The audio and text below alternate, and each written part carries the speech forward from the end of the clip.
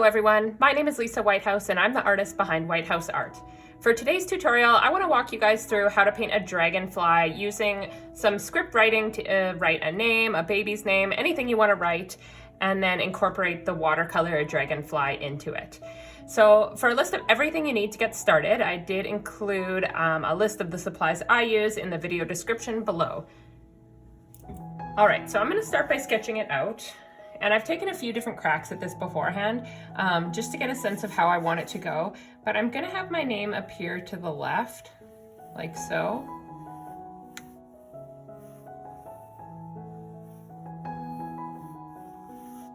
And then that way the dragonfly's tail now can come up.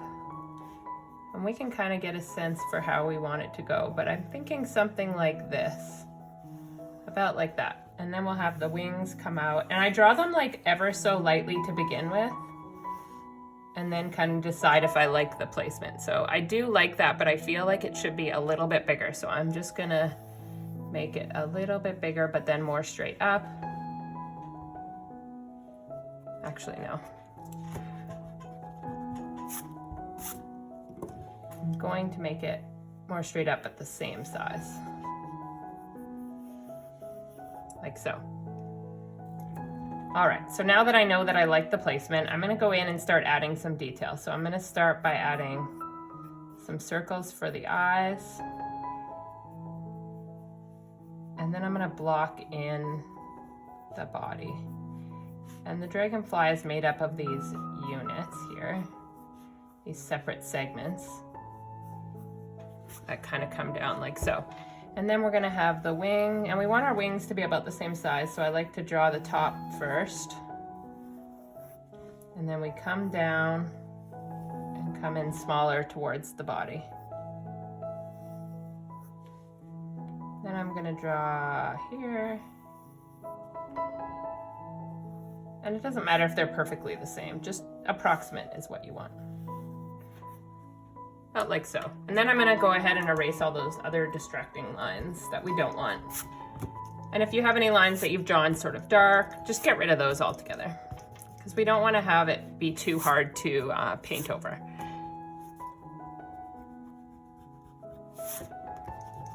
Now that being said, if there are some lines that end up not getting covered with watercolor that you can see, you can always erase it after the fact as well. I always let people know in the videos that you can erase through watercolors. And I actually want to make my L a little bit bigger. Just a little fancier. All right.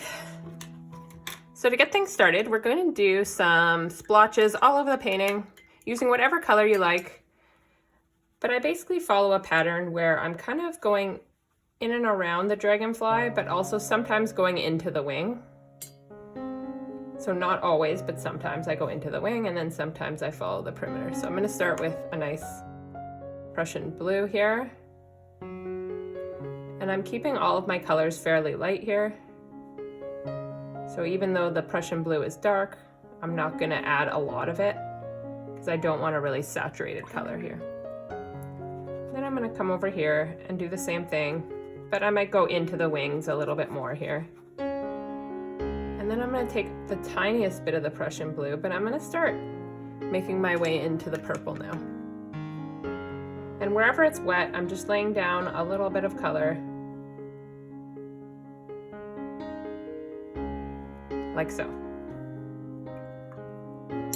Now I'm gonna move up here into this wing, and this splotch will kind of go up, and I might touch into that blue a bit. But now we're gonna start adding some teal. I like to be mindful of having my colors that are touching coincide or go well together, because I don't want to add any colors like yellow on top of the blue. I'm just not a big fan of how they bleed together, so I'm kind of mindful of that when I'm selecting my colors. All right, so I like the way that green is looking. Kind of want to come around here. I'd like to see some brighter colors going over top, so I'm going to throw in a little bit of pink, and I love the way pink blends with the purple. This is strictly a background layer. So I'm going over top of my script here too. And here, because I'm not worried about it blending with the purple, I'm gonna come in with some yellow. If you have a lot of water down, it will blend more, so I'm mindful of not having too much water down. Now I am helping the watercolor move around, but certainly if you have enough water, it will move on its own. And I'm just, while it's still wet, I'm gonna add a few splatters over top. And I like to use a brush that holds a lot of water for this. And then I just tap around, and that'll get you some nice variation. I'm gonna do that over here. And we're just trying to get like a really subtle background. But I just like the way when you do splatters that it gets to be a little bit more random. It's hard to get that randomness when you're using a brush. Sometimes you just have a bit too much control. All right, so I'm gonna make sure I've covered everywhere I want to. I'm gonna come in and around here. And I'm constantly looking for areas where I feel like I need. So right now I feel like that pink is really drawing me in. So I'm gonna add some pink down here so that we're not, all our focus isn't going up to the top left. And a lot of this is just intuitive.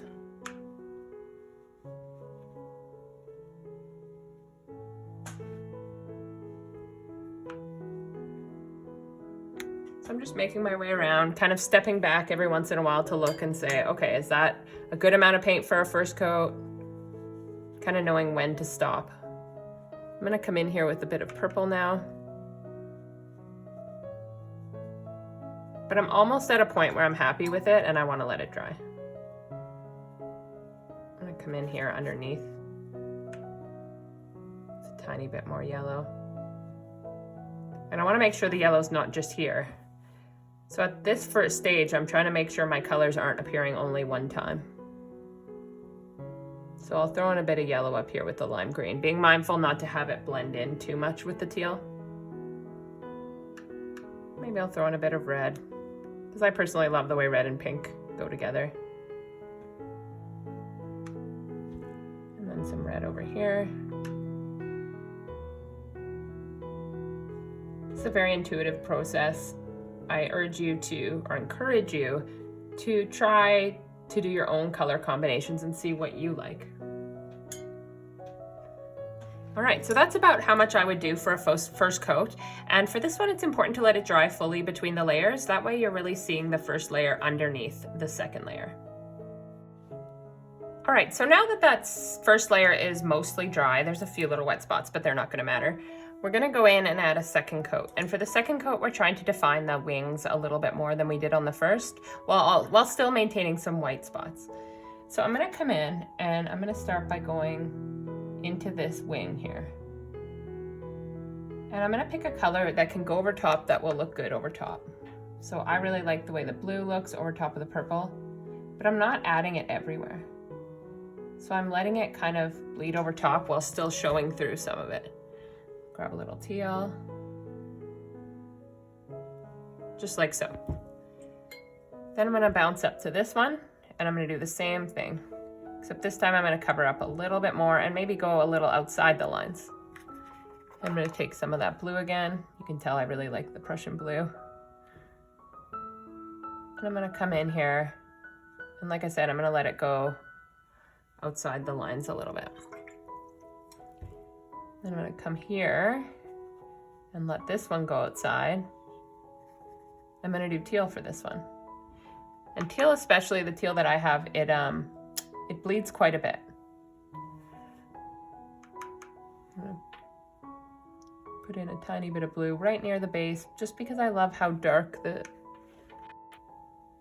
blue and the purple are. So I'm just dropping in a little bit of that right near the base of the wing. Then I'm gonna come up here and same thing. I'm not going everywhere. I'm gonna do it with purple. And then a little bit of pink.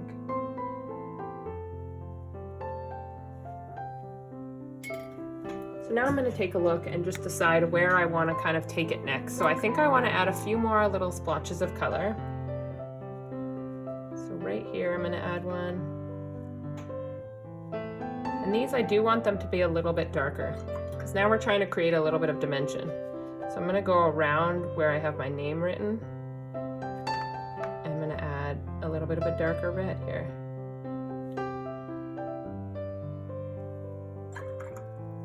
I'm gonna go around the head.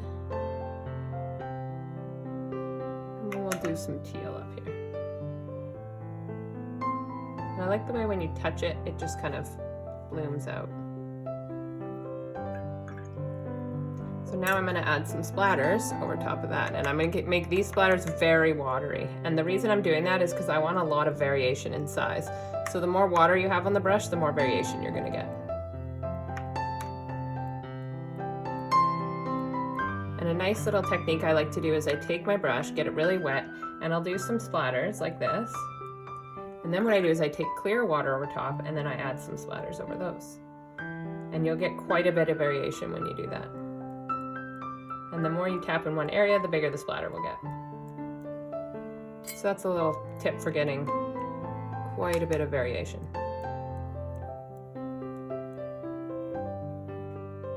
And if I ever have too many and I don't like it, I just take my brush and move it around.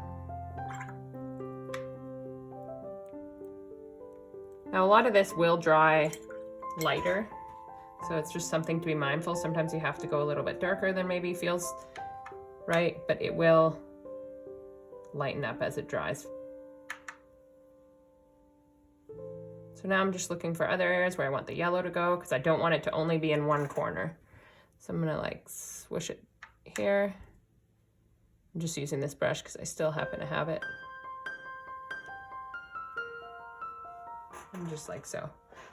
So I'm liking where this is going. I do want to dry up some of these areas that are just a little too wet. You don't want to have like large bubbles of water on your page. It'll really warp it, and furthermore, it just doesn't add anything to increase that drying time, so you might as well lift a little bit out. So now I'm just darkening right by the base. Forgive me if I'm popping around too much. Sometimes I find that you just get in your head and you just want to play, and it's so fun to just bounce around the painting. All right, we're almost done this coat. This is a really quick pass through of this for this one.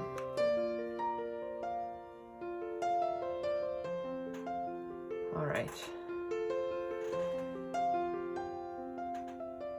Kind of just playing around there, seeing where I want to darken it a little. And if I do too much, I just add some more water. Forgive my creaky chair. I don't know if you guys can hear it in the video, but it's really loud here. All right, so I'm pretty happy with that. I think we're gonna let this dry now, and then we'll go in and do all the darker parts and really add all the details. All right, so it's time for some of those finishing touches. And these do take a little bit of time, so I make them sound like they're gonna be quick, but it is important to take your time with them. I'm gonna use, for my dark color, instead of a black, I'm gonna use a Payne's gray with some Prussian blue and deep purple. I like that the Payne's gray isn't as harsh as straight black. All right. So I'm gonna make my way up and start with the eyes. And I'm mindful to leave some sections white. And that just represents the little reflections that are in the eyes. Now I'm bouncing around between my blue and my Payne's gray at the moment, and I will introduce some purple as well, but basically I'm just kind of mixing on the page. So you can see this is my blue, and it picks up on that Payne's gray and bleeds into the next section. So I'm just making my way down whilst leaving some sections white. And I'm moving relatively quickly, but feel free to take your time and just really enjoy the process of watching all the colors bleed together. I find it really relaxing. So I'm gonna do purple now.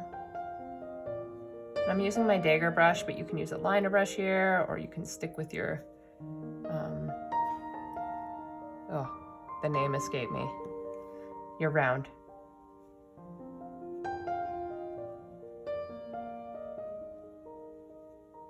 I'm just making my way slowly down.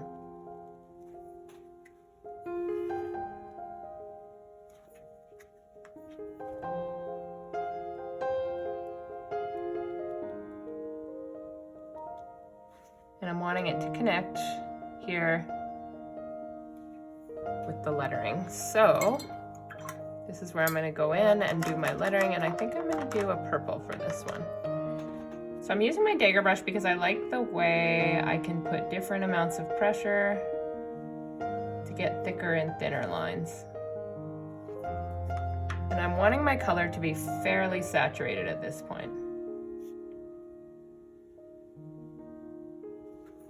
It will dry lighter, but I don't want to have to go over it again.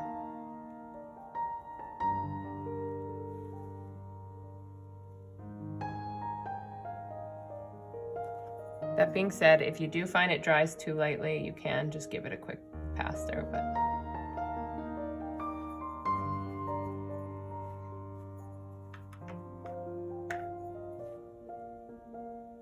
So just using a varied amount of pressure, I'm going through and then making my way up to the dragonfly. So now we're gonna go in and do some of the detail on the wings. And I'm gonna try and use some of the colors that appear on the wing. So in this case, we have the blue. So I'm going in and using the shakiest hand I can kind of manage. I'm going through and adding some lines. So this is where it really benefits you if you can kind of let your hand kind of vibrate off the page. We don't wanna have strong lines, strong thick lines that connect, because then it'll make the dragonfly appear more like a coloring page and less like frail wings. Now I like to pick up on some of the lines that naturally appear.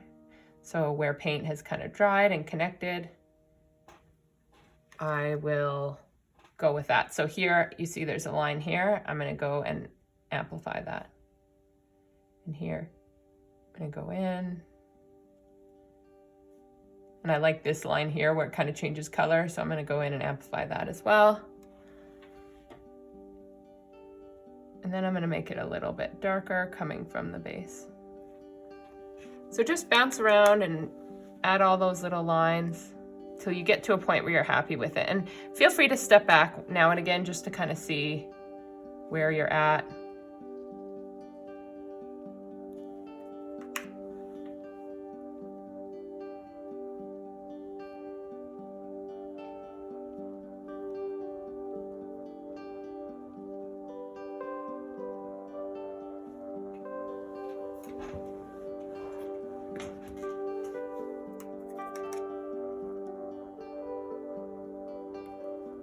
I'm going to speed it up a little bit now so that I can finish off the painting.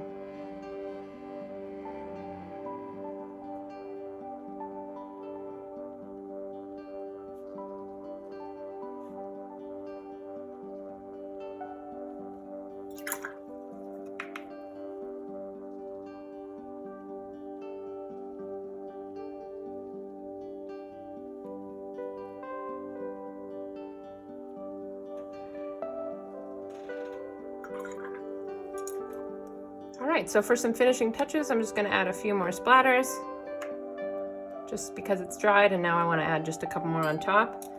And then I'm gonna pick my favorite color out of the painting and sign it down below. Now it's kind of funny signing a painting that has my name on it, but I couldn't resist signing it.